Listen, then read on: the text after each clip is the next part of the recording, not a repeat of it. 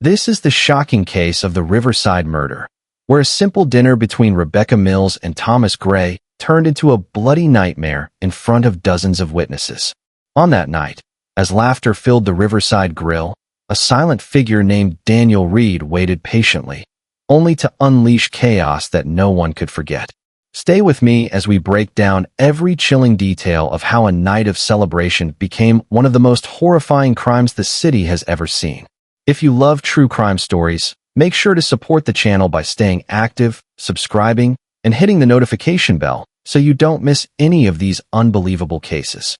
The Riverside Grill had a reputation for being one of the most charming places in the city. Sitting on the edge of the river, its large glass windows gave diners a clear view of the water glittering under the night sky. Inside, the soft sound of live jazz mixed with the hum of cheerful conversations, and the smell of freshly cooked steak and seafood filled the air. Couples leaned close across candlelit tables, families laughed as children tried to sneak extra desserts, and groups of friends clinked glasses to toast the weekend. It was a place that promised comfort, celebration, and safety. On this particular Saturday evening, every table was booked. Waiters rushed back and forth carrying trays of sizzling plates, their shoes clicking against the polished wooden floor. The atmosphere was lively, but it had a relaxed rhythm, the kind of rhythm that made people forget about their worries for a few hours. Nobody in the room had the slightest idea that the night would soon take a turn so dark it would never be forgotten. Among the many guests was Thomas Gray. He entered wearing a tailored suit, polished shoes, and an expression of confidence. His presence was calm, yet commanding, and the staff guided him to a carefully reserved table by the window. It looked like the beginning of another ordinary evening. Another night when the Riverside Grill would live up to its reputation for joy and elegance. But hidden in the crowd was a silent threat, one that no one noticed, one that waited for the perfect moment to destroy the illusion of safety that filled the room. Rebecca Mills arrived not long after Thomas had taken his seat. The door opened, and she stepped inside with the kind of presence that immediately drew eyes. She wore a simple but elegant dress, her hair styled neatly, and a quiet air of confidence surrounded her. Unlike Thomas, who carried himself with reserved authority, Rebecca had a warmth that made her approachable. The hostess guided her to the table by the window where Thomas waited, and the two greeted each other with polite smiles that suggested familiarity but not intimacy. To most onlookers, they could have been mistaken for a couple, yet in reality their connection was built on business. Rebecca was a successful entrepreneur who had recently achieved a major breakthrough. After years of careful planning, hard decisions, and long hours, she had secured a deal that would place her company among the most respected in the region. Thomas, her trusted financial advisor, had played a significant role in guiding her through the complexities of the deal, ensuring her finances were protected and her position strengthened. Their dinner that evening was meant as a small celebration, a chance to relax after weeks of intense negotiations. The pair ordered wine and spoke with the ease of two people who respected each other's skills. Rebecca laughed occasionally, while Thomas remained calm, listening carefully and responding in measured tones. The candlelight on their table flickered gently, giving the moment a sense of quiet satisfaction. Around them, other diners hardly noticed, believing it to be just another dinner in the bustling restaurant. Yet, seated only a few tables away, someone was watching closely, turning what should have been a night of success into the prelude of tragedy. At first, the evening carried on without disturbance. Plates clattered in the kitchen, the band played a soothing tune, and waiters moved gracefully from table to table. Yet amid the flow of chatter and laughter, there was one man who seemed out of step with the rest of the crowd. His name, later revealed, was Daniel Reed. He sat alone, hunched slightly in his chair, his posture tight as though every muscle in his body resisted relaxation. While others enjoyed their meals, his plate remained largely untouched. His fork scraped against the dish in small, distracted movements, but his eyes were not on his food. They were locked on Thomas and Rebecca. Daniel's gaze was sharp and unrelenting. To an outsider, it might have looked like idle curiosity, but the longer he stared, the more unsettling his presence became. He sipped his drink in slow, deliberate motions, never letting his attention waver. Guests nearby noticed him but quickly dismissed the unease. In a crowded restaurant, strange behavior could be brushed off as nerves, loneliness, or even an awkward date gone wrong. Few people wanted to assume the worst. The staff, however, began to sense something peculiar. A waitress passing his table noted that he had barely spoken a word since being seated. He avoided eye contact with her, offering curt nods instead of thanks. His movements were restless, tapping fingers, shifting legs, a constant unease radiating from his corner of the room. Still, no one intervened. In the soft light of the Riverside Grill, surrounded by music and laughter, it was easier to believe he was harmless. But beneath that quiet surface, Daniel's intentions were darker than anyone could imagine. Just as the night seemed to reach its peak of comfort, with waiters delivering steaming plates of food and the band sliding into another mellow tune, the atmosphere inside the Riverside Grill suddenly changed.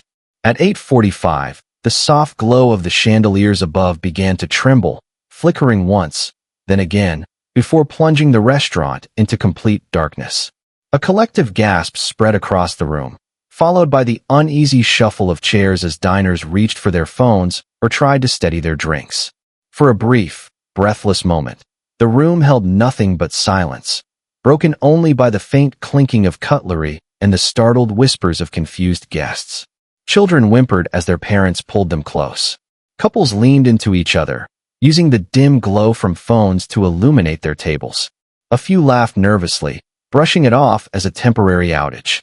The staff moved quickly, their voices calm as they reassured guests that a backup system would restore the lights. And within seconds, it did. Small emergency lamps clicked on, flooding the room in a faint yellow glow. The familiar comfort of the restaurant was replaced with something entirely different, an eerie, unfamiliar setting that cast long, distorted shadows across the walls. The music had stopped. The chatter had died. Instead of joy, an unshakable tension hung in the air. It was as if the building itself had taken a sharp breath, waiting for something to happen. Guests squinted across the dimly lit room, and though relief spread that the darkness hadn't lasted long, the unsettling silence that followed felt heavier than before. In that uneasy stillness, the first thread of terror began to unravel. The dim yellow light gave the restaurant a strange, dreamlike quality, but the unease that had settled over the room soon turned into sheer horror. It happened without warning. Out of the shadows, Daniel Reed pushed back his chair, the sudden scrape of wood against the floor cutting through the silence like a blade. Before anyone could process the sound, he rose to his feet and began moving quickly toward the window table where Thomas and Rebecca sat. His steps were determined, his movements sharp, as if rehearsed. For a fraction of a second, people assumed he might be heading to the exit. But then, with one swift motion, he revealed the glint of a knife. A scream pierced the air as Daniel lunged forward. The blade drove downward in a frenzy, striking Thomas again and again with shocking speed. The white tablecloth was instantly soaked in red, the wine glasses shattering as they were knocked aside in the chaos. Rebecca pushed against Daniel with desperate strength, but he was relentless, each strike more brutal than the last. Chairs toppled, dishes crashed to the floor, and panic erupted around them. Guests scrambled from their tables, overturning plates and glasses as they tried to flee. The live band abandoned their instruments, rushing for safety. Waiters shouted warnings, guiding terrified families toward the exits. But Daniel seemed deaf to the noise, blind to the chaos. His entire focus was fixed on Thomas, his attacks unyielding, his face twisted in a cold, unreadable fury. Within moments, the joyous restaurant had transformed into a scene of carnage. In plain view of everyone, the celebration turned into a nightmare none would ever forget. The chaos inside the Riverside Grill was overwhelming. Diners pushed against each other in a frantic attempt to escape, their screams blending into a deafening roar. Plates shattered, chairs toppled, and the sound of hurried footsteps thundered across the floor. Yet in the middle of it all, Daniel Reed suddenly stopped. The knife, dripping and slick, slipped from his grasp and clattered against the tiles. He did not run. He did not shout. He simply lowered himself back into the chair he had abandoned moments earlier and folded his hands in his lap, his breathing steady, his expression eerily calm. The staff acted quickly. The manager, his hands shaking, shouted for the doors to be locked to prevent Daniel from leaving. Waiters guided trembling guests into corners, urging them to remain low and stay quiet. Rebecca, her dress stained with blood, cried out for help beside Thomas's motionless body, her sobs echoing through the half-lit room. Several patrons rushed to her side, but it was clear from the first glance that Thomas could not be saved. Within minutes, the sound of police sirens grew louder, their flashing lights visible through the large glass windows. Officers stormed inside, weapons drawn, prepared for resistance. What they found instead was chilling. Daniel seated quietly, his head tilted as though he had simply been waiting for them. He did not argue when handcuffs were placed on his wrists. He did not look at Rebecca or the other guests. He offered no words, no excuses, not even a flicker of regret. As he was led away past the terrified faces of those who had witnessed the attack, the room remained frozen in disbelief. A celebration had ended in blood, and the killer had surrendered without a fight. When detectives began piecing together the story behind the attack, what initially looked like an act of random violence quickly revealed a darker, more calculated motive. Daniel Reed was not a stranger who had wandered into the Riverside Grill by chance. His life had once been deeply entangled with Rebecca's, and their history explained the rage that had exploded in front of so many witnesses. Years earlier, Daniel and Rebecca had been business partners. Together, they had built a promising company from the ground up, investing their time, money, and energy into a vision they believed would make them both successful. For a while, it worked. The company grew, and profits increased. But as the years passed, disagreements sharpened, and trust between them fractured. Rebecca, ambitious and determined, made choices Daniel opposed. Tensions escalated until their partnership dissolved in a bitter legal battle. Rebecca emerged victorious, gaining full control of the company. Daniel, meanwhile, was forced out with nothing but resentment and a ruined reputation. His career crumbled, and friends distanced themselves from the controversy. For Daniel, life never returned to stability. Over the years, his bitterness turned into obsession. He followed Rebecca's success from afar, watching as she expanded her company and earned respect in circles that once dismissed him. When he learned of her growing relationship with Thomas Gray, the financial advisor who had helped her secure her biggest achievement yet, something inside him snapped. In his mind, Thomas was not just her advisor but the symbol of everything Daniel had lost. To him, the dinner was not a celebration of business triumph, but a stage on which to enact his revenge.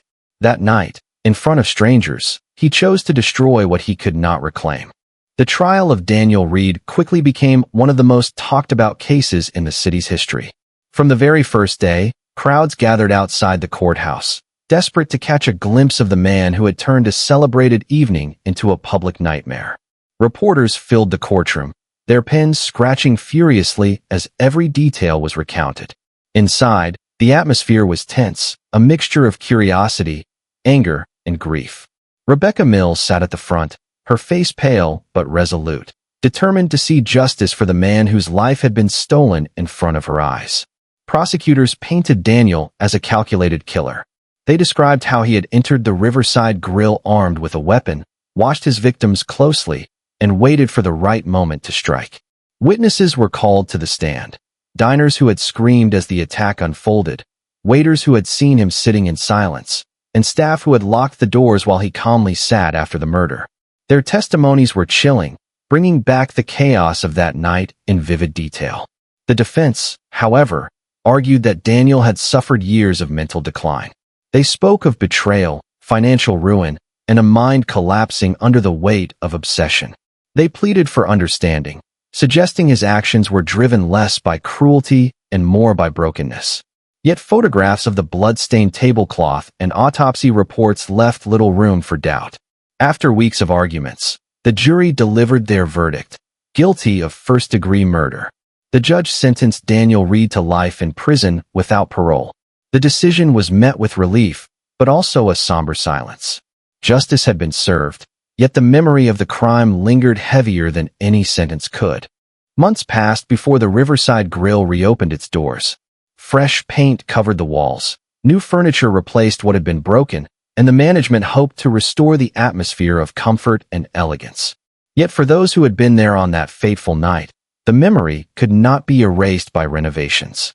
Many former patrons refused to return, saying the moment they thought of the restaurant, They could still hear the sudden screams, see the flicker of failing lights, and feel the weight of fear pressing in as chaos unfolded. The restaurant had been a place of joy, but now it carried a shadow that time struggled to lift. Rebecca Mills attempted to continue her life and business, but the events haunted her. Every meeting in a public place carried a sense of unease. She lived with constant reminders of what she had witnessed, the sight of Thomas Gray collapsing beside her, the feel of his blood staining her hands, the sound of the crowd panicking around her. Success brought her no peace. In interviews years later, she admitted that the attack had left scars no courtroom verdict could heal. For the wider community, the Riverside murder became a grim reminder that violence could strike anywhere, even in spaces meant for celebration. Newspapers and documentaries dissected every detail, turning the night into a cautionary tale about obsession, revenge, and the fragility of safety. The case was retold so often that it took on the weight of urban legend, whispered in conversations long after. Though the restaurant survived and new customers eventually filled its tables, those who remembered that night carried the story with them always. The Riverside Grill was never just a restaurant again. It was a place forever marked by tragedy.